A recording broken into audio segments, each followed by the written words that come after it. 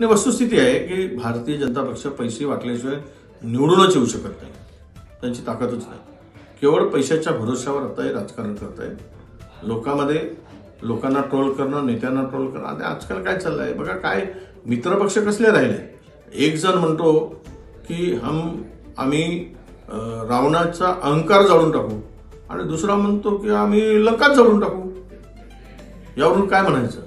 एक रावणाचा अहंकार जाळायला निघाले आणि दुसरी रावणाची लंकाच जाळायला निघाले. नांदा सौख्य भरे असं म्हणायची पाळी आली आहे. आनंदानं नांदा, पण एकमेकाला लंका जाळून नांदा. आम्ही बघू.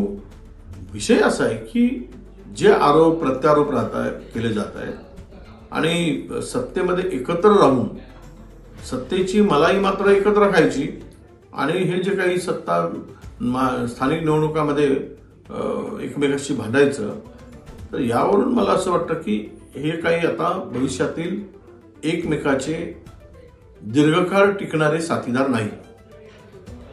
आणि हे आता सुरू झालेलं आहे, याची सुरुवात झालेली आहे.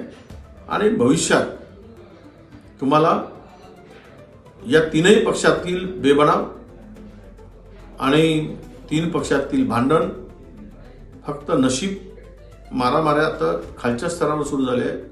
उद्या कॅबिनेटमध्ये मारामारी होऊ नये अशी आमची ईश्वराला प्रार्थना आहे.